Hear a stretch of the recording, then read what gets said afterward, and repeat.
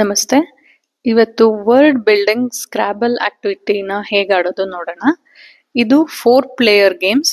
So 4 ಮಕ್ಕಳು ಕೂಡಿಸಿ ಆಮೇಲೆ ಒಂದು PDF ಫೈಲ್ ಕೊಟ್ಟಿರೋದ್ರಲ್ಲಿ ಒಂದು ಪೇಜ್ ಪ್ರಿಂಟ್ ಔಟು 4 ಪ್ಲೇಯರ್ಸ್ ಆಡೋದಕ್ಕೆ ಯೂಸ್ ಮಾಡ್ತೀವಿ. ಸೊ ಈಗ ನೀವು ನೋಡ್ತಾ ಇರಂಗೆ ಇದು 1 ಪೇಜ್ ಪ್ರಿಂಟ್ ಔಟದು ಈ ತರ ಆಲ್ಫಾಬೆಟ್ಸ್ದು ಸಿಂಗಲ್ ಆಗಿ ಕಟ್ ಮಾಡಿ ಇದನ್ನ ಹೀಗೆ ಉಲ್ಟಾ ಜೋಡಿಸಿದೀವಿ. ಸೊ ಈಗ ನೀವು ನೋಡ್ತಾ ಇರ್ಬೋದು ಬೇರೆ ಬೇರೆ ಆಲ್ಫಾಬೆಟ್ಸ್ ಇರುತ್ತೆ, ಅದನ್ನ ಕಟ್ ಮಾಡಿ ಈ ತರ ಜೋಡಿಸ್ಬೇಕು for the 4 player game. Game ಶುರು ಆದಾಗ ಈಗ ಪ್ಲೇಯರ್ 1 ಪ್ಲೇಯರ್ 2 ಅಂತ ಕನ್ಸಿಡರ್, ಇಲ್ಲಿ ನಾವು 2 ಪ್ಲೇಯರ್ ಆಡ್ತಾ ಇದೀವಿ, ನೀವ್ ಆಡ್ಬೇಕಾದ್ರೆ 4 ಜನ ಜೊತೆ ಆಡಿ. ಸೊ ಪ್ಲೇಯರ್ 1 ಚಾನ್ಸ್ ಅಲ್ಲಿ ಅವರು 8 ಆಲ್ಫಾಬೆಟ್ಸ್ ನ ಚೂಸ್ ಮಾಡ್ತಾರೆ. ಸೊ ಎಲ್ಲಿಂದ ಬೇಕಾದ್ರೂ ಅವರು ಚೂಸ್ ಮಾಡ್ಬೋದು. ನೀವು ಸಹ ಕಟ್ ಮಾಡಿದ್ಮೇಲೆ ರ್ಯಾಂಡಮ್ ಜಾಗದಲ್ಲಿ ಜೋಡಿಸಿ ಆಲ್ಫಾಬೆಟ್ಸ್, ಅದೇ ಆರ್ಡರ್ ಅಲ್ಲಿ ಬದಲು ಬೇರೆ ಬೇರೆ ರ್ಯಾಂಡಮ್ ಪ್ಲೇಸಸ್ ಅಲ್ಲಿ ಇಡಿ. ಅವರು 8 ಆಲ್ಫಾಬೆಟ್ಸ್ ತಗೋಬೇಕು. ಇವಾಗ ಅವರು 1 2 3 4 5 6 7 8 ತಗೊಂಡಿದ್ದಾರೆ. ಸೊ ತಗೊಂಡ ಮೇಲೆ ಅವರು ಆ ತರ ಓಪನ್ ಮಾಡಿ ನೋಡ್ತಾರೆ ಯಾವ ಆಲ್ಫಾಬೆಟ್ಸ್ ಬಂದಿದೆ ಅಂತ ಅವ್ರಿಗೆ ಗೊತ್ತಾಗತ್ತೆ.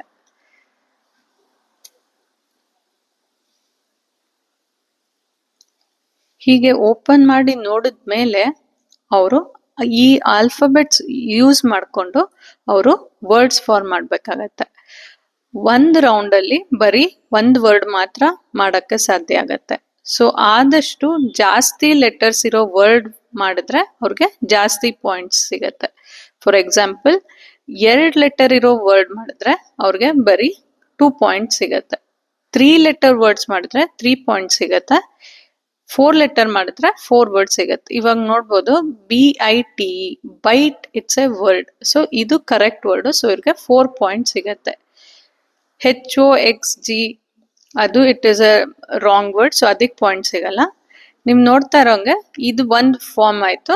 ಸೊ ನೆಕ್ಸ್ಟ್ ರೌಂಡ್ಗೆ ಅವ್ರು ಏನ್ ಮಾಡ್ತಾರೆ, 4 ಲೆಟರ್ ಯೂಸ್ ಮಾಡ್ಕೊಂಡ್ರಿಂದ ತಿರ್ಗಾ ಇನ್ನು 4 ಲೆಟರ್ಸ್ ತಗೊಂಡ್ರು. ಸೊ ಎವ್ರಿ ಟೈಮ್ 8 ಲೆಟರ್ಸ್ ಇರ್ಬೇಕಾಗತ್ತೆ ಅವ್ರ ಹತ್ರ. ಸೊ 4 ವರ್ಡ್ ಯೂಸ್ ಮಾಡಿದ ತಕ್ಷಣ 4 ಖಾಲಿ ಆಯ್ತು. ಸೊ ಅವರು ತಿರ್ಗಾ ಇನ್ನು 4 ತಗೊಂಡ್ರು. ಸೊ ಇವಾಗ ನನ್ ಟರ್ನ್ ಬರುತ್ತೆ. ಸೊ ನನ್ನ ಟರ್ನ್ ಅಲ್ಲೂ ನಾನು 8 ಲೆಟರ್ಸ್ ತಗೋತೀನಿ. ನಾವಾಗ್ಲೇ ಹೇಳ್ದಂಗೆ ಯಾವ ಜಾಗದಿಂದ ಬೇಕಾದ್ರೂ ತಗೋಬಹುದು.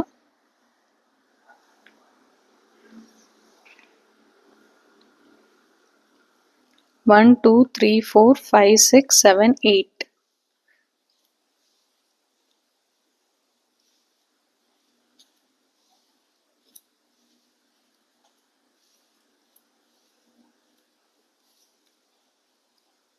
ಸೊ ನನಗೆ ಈ ಲೆಟರ್ಸ್ ಬಂದಿದೆ. ಸೊ ಮಕ್ಕಳಿಗೆ ಒಂದು ಸ್ವಲ್ಪ ಟೈಮ್ ಕೊಟ್ಟಾಗ ಅವ್ರು ಒಂದು ಸ್ವಲ್ಪ ನೋಡ್ಲಿ, ಅಬ್ಸರ್ವ್ ಮಾಡಿ ಯಾವ ವರ್ಡ್ ಫಾರ್ಮ್ ಮಾಡ್ಬೋದು ಅಂತ ಅವರು ಡಿಸೈಡ್ ಮಾಡ್ಬೋದು. ಸೊ ನಾನು ಸ್ಲೈಡ್ ಅಂತ ವರ್ಡ್ ಮಾಡ್ಬೋದು, SLIDE. ಸೊ ನಾನು ಇವಾಗ 5 ಲೆಟರ್ ವರ್ಡ್ಸ್ ನ ಮಾಡಿದ್ದೀನಿ. ಸೊ ನನ್ನ ಪಾಯಿಂಟ್ಸ್ 5. ಈ ರೌಂಡ್ ಅಲ್ಲಿ ನನ್ನ ಪಾಯಿಂಟ್ಸ್ 5 ಇರತ್ತೆ. ಇವಾಗ ನನ್ನ ಬಳಿ ಬರೀ 3 ಮಾತ್ರ ಉಳ್ಕೊಂಡಿದೆ. ಸೊ ನಾನೇನ್ ಮಾಡ್ತೀನಿ, ಇನ್ ಮಿಕ್ಕಿದ್ದು ಹೊಸ 5 ಲೆಟರ್ಸ್ ನ ತಗೋತೀನಿ. 1 2 3 4 1 2 3 4 5 6 7 ಸೊ 8. ಸೊ ಪ್ರತಿ ಸಲಿ 8 ಇರ್ಬೇಕಾಗತ್ತೆ. 8 ಮಾಡಿದ ಮೇಲೆ ಹೀಗೆ ಓಪನ್ ಮಾಡಿ ನೋಡಿದಾಗ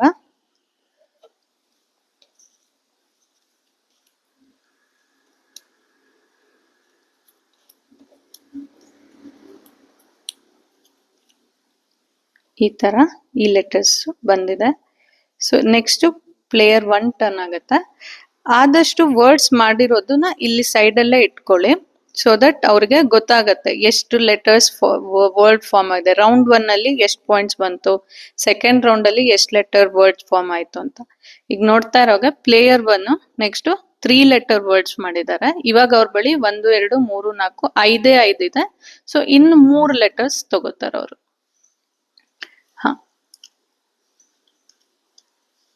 ಇವಾಗ ಅವ್ರ ಟರ್ನ್ ಆಗಿದೆ.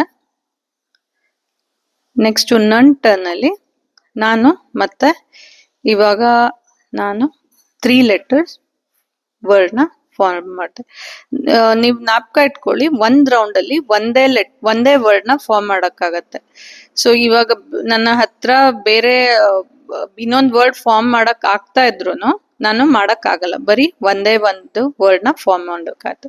ಸೊ ಈಗ ನನ್ ಟರ್ನ್ ಆಗಿದೆ, ನಾನು 3 ಲೆಟರ್ಸ್ ಯೂಸ್ ಮಾಡ್ಕೊಂಡಿದ್ದೇನೆ. ಸೊ ಮತ್ತೆ 3 ಲೆಟರ್ಸ್ ರೀಫಿಲ್ ಮಾಡ್ಕೋಬೇಕಾಗತ್ತೆ. ಹೀಗೆ ಆಟ ಕಂಟಿನ್ಯೂ ಆಗ್ತಾ ಹೋಗುತ್ತೆ.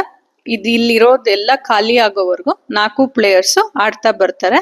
ಆಟ ಮುಗಿದ್ಮೇಲೆ ಹೀಗೆ ಕೌಂಟ್ ಮಾಡ್ಬೇಕು. ಈಗ ಇವ್ರದ್ದು 1 2 3 4 ಪಾಯಿಂಟ್, 1 2 3 3 ಪಾಯಿಂಟ್, 4 + 3 7 ಇರುತ್ತೆ.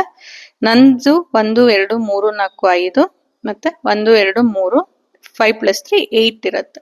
ಸೊ ನೀವು ಆಟ ಮುಗಿದ್ಮೇಲೆ ಎಲ್ಲಾ ಮಕ್ಳದು ಫೈನಲ್ ಸ್ಕೋರ್ ನೋಡ್ಕೊಂಡು ನೋಟ್ ಮಾಡ್ಕೊಳ್ಳಿ.